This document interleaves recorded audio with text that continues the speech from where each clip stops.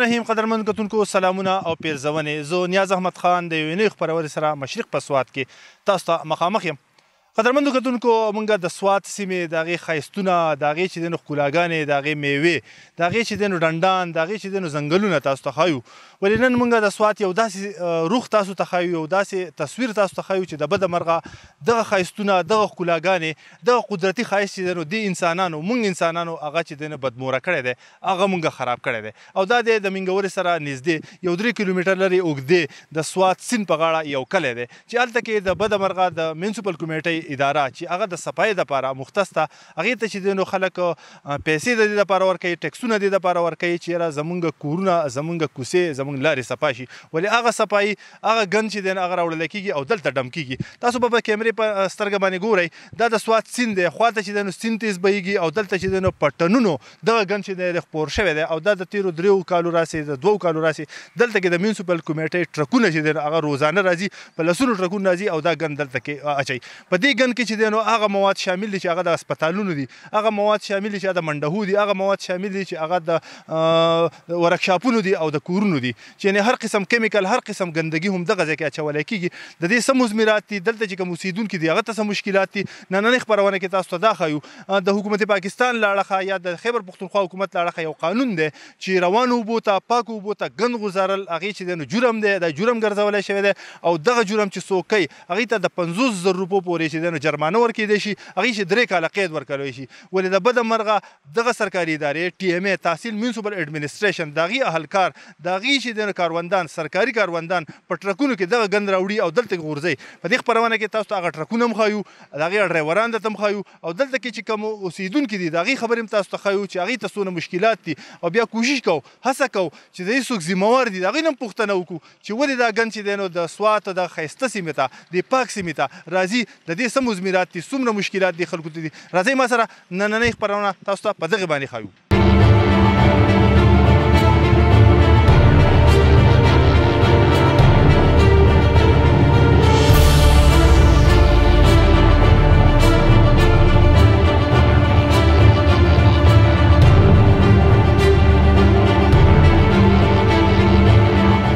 جی کتونکو د سوات سیمه چې دا د ښکلا دپاره، د خپلو پاکو اوبو دپاره، د میوو دپاره او دغه رنګې د سیلګرۍ دپاره مشهوره سیمه ده. ولې د بده مرغه په دغه سوات مرکزي ښار ته نږدې کوم چې تاسو ته وښودلی شو او وخت په وخت ښایو، هلته چې دی نو د منګورې د لکونو آبادي هغه کوم ګند چې دی هغه دلته کې جمع کېږي. او دغه ګند چې دی نو مقامي خلک څومره متاثره دي، هغوی ته څه مشکلات دي. دغه مقامي خلکو چې دی نو وخت په وخت د دغې ګند په ضد باندې احتجاجي مظاهرې هم کړي دي. حکومتي چارواکو ته چې دی نو هغه خپل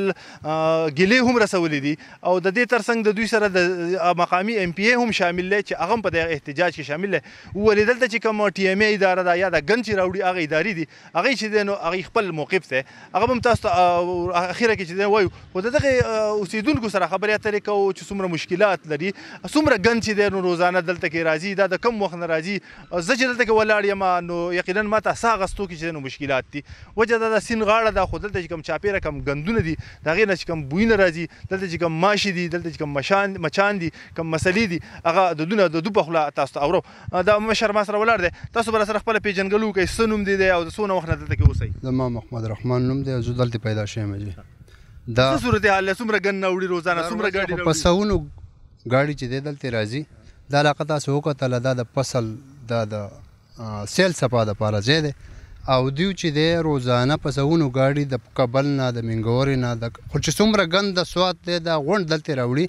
او دا میانو ته، دې ساورو ته، دې ځای ته اوس موږ ساوري نشو راوښکی.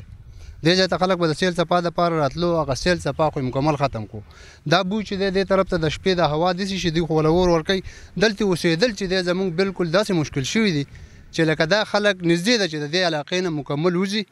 کړي دي وکړي، ډېرو خو ته وکړی مو د دې بوی، د دې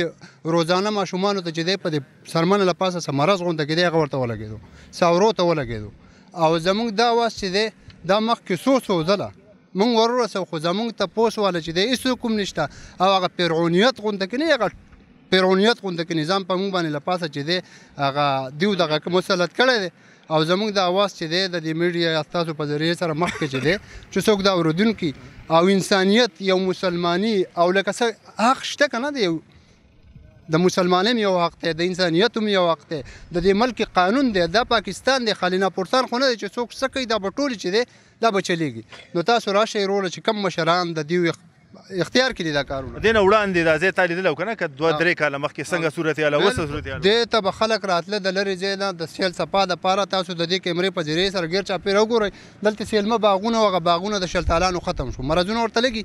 دا فصلونه دي، دا څونه چې کېږي. اوس دلته قصابخانه راغله، مطلب دا دی دې ځای کې چې دی دا د ټولې منګورې دپاره د دې ځای نه سپلای کېږي. دا څومره غلي چې کېږي دلته دا زمینداران اجازه نه، هغه زمیندار هم نشي کولی، پټي نشي کولی. نو باید دا ځای چې دی دا د ګن نه دی، د خدای دپاره د نبي دپاره چې کم مشران چې دی دا شی په اختیار کې دی د خدای او د نبي واسطه. او که داسې نه وي که تاسو دا په غریبو خلکو باندې ظلمونه کوئ دا دغه پې کوئ، نو الله رب العزت په تاسو هم داسې قهر نازل کړي، داسې قهر بدل نازل کړي چې الله رب العزت په ونیس نابود کړي. ځکه قرآن ګواه دی مخې ته چې دی پاکې اوبه را روانې دي، پاکې ګوره صاف پاکې اوبه را روانې دي، دا سیند دی، دا دلته هم تاسو د کیمرې په ذریعې سره دا وګورئ که نه چې دا ځای څنګه دی. دا د سیل څپا دپاره ځای دی، دا د فصلونو ځای دی، او که دا د ګندونو ځای دی. او د ګند ځای دا مایرې دي، شړې پرتې دي چې هغه نه فصلونه کوي، دوی ته معلومې دي، خو د دوی به پسې 1 لیټر تیل زیات سوځي، په دوی به لږ تکلیف راځي. نو دوی له خوا پنډونه ورکړی کېږي. نو د خدای دپاره چې دی د نبي دپاره یو ورځې مرګ دی، د الله مخې ته ودرېدل دي، یو حق خبره چې دی دا تاسو راشئ یو حق فیصله وکئ. موږ دا نه وایو دا زموږ د خلکو دا ګندونه دي، مطلب یې منګورې دا ګند به چېرته وړي، ټیک ده، خو د دې دپاره تاسو ځای خو وګورئ که نه چې دا ځای د دې دپاره چې دی په کار دی که نه. بل صفا ځای ګنده کول نه پکار. بل مشر ولاړ دی، د نه پوښتنه کوو که نه مشر تاسو پیژنګلو کوئ که نه، تاسو دا علاقه چې دا د دې متعلق لږ کوټې معلومات زموږ کتونکو له ورکوئ که نه چې څه علاقه ده، دلته کم قسم فصلونه به کېدلو. جی زما نوم سید رحمان دی جی، د دې شیرآباد اوږده اوسېدونکی یم او په دې علاقه جو زمینداري کار کوم او د پټو مټو جی موږ ته ډېر مشکلات دي او تقریبا چې دا انګرو ډېرې پورې او د وډېګرامه پورې لکه دا حالت چې کم زمیندار لزیږي که نه، نو که ډوډۍ موږ له راوړي نو هغه نشو خوړی، اول ځان له کس ونیسو زموږ نه بچیان شړي، او که نه په شرط سره ته اوس وایم اوس روټۍ راوړه په دې ځای کې، اوس په دې دا جمع نه جي او کېدی نو ډېر تکلیفونه دي. اس خو هم تقریبا چې د سوات هغه ښکلوا چې کمونه هغه دا خلک ختموي، دا ډېر ښکلی ځای جي. او موږ دلته په لنډو باندې سهار چې پاسو نو په سړک کې راته ډېرانونه پراته او مچان او ماشو سره ماشومان مخ دي جي، څه انتظام نشته، د حکومت خوار دی، مطلب دا دوی سره انتظام نشته. او مطلب دا چې د ښاریې هغه ځای نه هغه خلکو نه خو تکلیف لرګي، خو په نورې وراچېږي. نو دا خو داسې کار دی چې یاره د دې ځای نه داسې ځای ته لاړ شي. دلته کې څه څیزونه به تاسو کرل، کم فصلونه یاره خو چې ګوپي، سټابري او یعنې چې څه سبزي دی جي او شلتالو، چاول، یعنې دا ډېره ښکلې فصلیزه علاقه دی جي. خو اوس د دې نه ډېره متاثره شوې ده. پیاز زمونږ جي مرض کوي، سټابري وکرو نو هغه بیا هغې د هغې خو صدقه نشته، خو چې دا مچ پکې کېني جو چینجی وکړي چې دا نسخایي دغه چل د شلتالو دی جي. نو موږ ته لکه ډېر نقصانات دي، لکه نقصانات اوس نشم دی ته ویلی چې لکه څومره تکلیفان موږ ته راغلي جي که نه.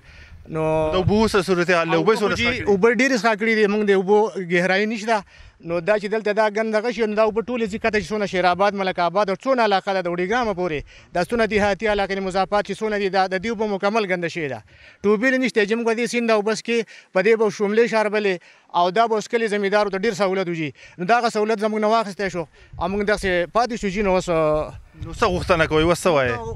حکومتي چارواکو نه دا غوښتنه کوو جي چې دا یو ښکلې علاقه ده او د دې مسلمانانو وروڼو راشي او د دې سره ودرېږي، د دې هر څه چې حل راوباسي او دا ډېرانونه او دا زموږ نه لرګي. نو که دا داسې نه کېږي موږ اول دې ته سوال کوو، که نه کېده نو بیا به مطلب دا چې دا قوم راوځو او د دې به احتجاج کوو، د دې مخنیوی به کوو. بار بار موږ راووتو جي د دې خو زموږ څه دغه ونه منله شوه فیصله. بیا بل مشر هم په دغه اړه باندې پوښتنه کوو. مشره څه ګڼئ څومره ګند دلته کې راځي او څومره هغه ګند نه چې در څونه مشکلات جوړ شوي دي تاسو د اوسېدونکو ته، خصوصا ټول سوات دې ګنده کېږي، ټولې اوبه دې ګنده کېږي، خو خاص کر د نږدې خلکو ته څونه مشکلات دي؟ ډېره مهرباني نیاز خان، ستاسو د راتلو ډېره شکریه. دا تقریبا د 4 کالو نه یا د 3 کالو نه دلته ټي ایم ای والے یو لیز کړی و، اګریمنټ یې کړی و او دا کمیټې دا څومره ډیران چې دی دلته ډمپ کوي. د دې خلاف بیا څو ځله موږ مطلب ستاسو د میډیا په ذریعه، د انوایرمنټل والا په ذریعه باندې مختلف فورم باندې د دې خلاف دغه چوت کو، خو هیڅ قسمه د هغې موږ ته حوصله افزایي ونه شوه. د هغې نه وروسته بیا موږ خپل ایم پي اے صاحب ته وویې، ایم پي اے صاحب 2-3 پیرې سټرایک وکړو، روډ یې بند کړو. بیا ای ای سی صاحب راغی دلته وی چې یاره 15 ورځې ټایم راکړئ، کوترو میره کې وله ځای اخیستی دی، هلته موږ اسکیویشن کوو، باونډري وال کوو. هغې کې 1.5 میاشت اوس بیا ووته. 15 ورځې مخکې بیا روډ بلاک کړ بیا یې 5 تاریخ نننی تاریخ واغست چېرې دا به موږ دلته بند کړو ای سی صاحب چې راغلی نو هغوی چېرې دا کم ډمپینګ کېږي نو کمیټې والا ته ویل دی به ته څه چلو کې نو هغوی چېرې دا به موږ ضایع کړو دې ته به اور ورته کړو او دا شته چې کم دي دا به بند کړو تر اوسه هېڅ هم نه دی شوي هغه شی دی راوړي به دې اوبو کې اچوي بل زموږ مین خبره دا ده چې زموږ دا مضافاتي کم کلي چې دي نو دا د سیند د اوبه د دې هغه رګ ځي او هغې کې کویان دي هغه څکي تاسو یقین وکړئ په دې شیر آباد کې 2 پیرې موږ ټي بي کنټرول والا راغوښتي دي او هغو خپل دغه ارینج کړي دي پروګرام دنیا کسان د ټي بي مریضان دي د هیپاټایټس سی دلته دنیا کسان مریضان دي غریب خلک دی یو سړي ته خو دا پته نه لګي چې یاره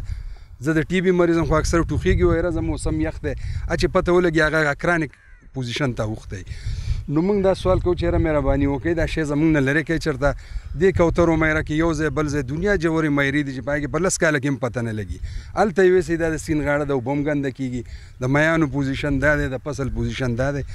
تاسو احتجاج هم وکړو تاسو چې دی نو ګیله هم وکړه د بل طرف ته چې دی نو کوم چې ټي ایم ای دی هغوی وایي واساته حواله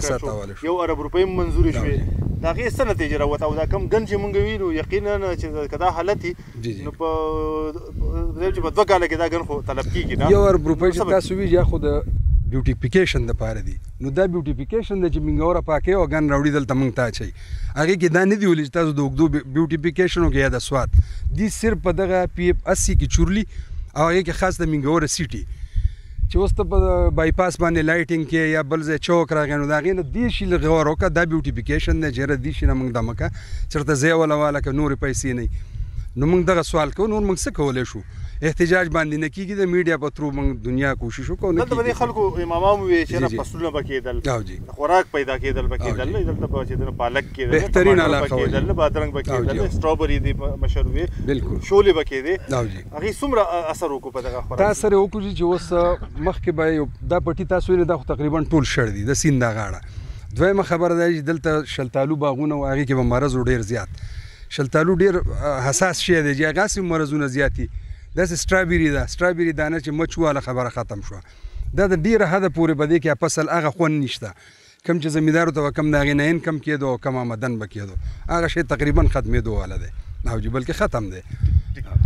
قدرمندو کتونکو دغه مشران وایي که یو طرف ته انساني یعنی د خلکو ته تکلیف دی په ساه اخیستو کې تکلیف دی خوراک څښا شو اوبه څښا شوې خو بل طرف ته کوم چې انساني وسایل دي کوم چې انسان استعمالوي خوراکونه استعمالوي د هغې هم کمی راغی دلته چې دی نو ډېر ښه فصلونه کېدل هغه هم د دې سره تباهۍ طرف ته مخ دي دلته چارواکي شته انوایرمنټل والا شته فوډ والا شته دلته چې دی نو د دې سیمې چې کومه د صفایي محکمه ده هغه پخپله راوړي دغه ګند څنګه چې وړاندې وویلی شو او دغه سیند ته دغه اوبو ته دې ته یې غورځوي نور مشران ما سره دي هغوی سره هم په دغه حواله باندې خبرې اترې کوو موږ سره اوسئ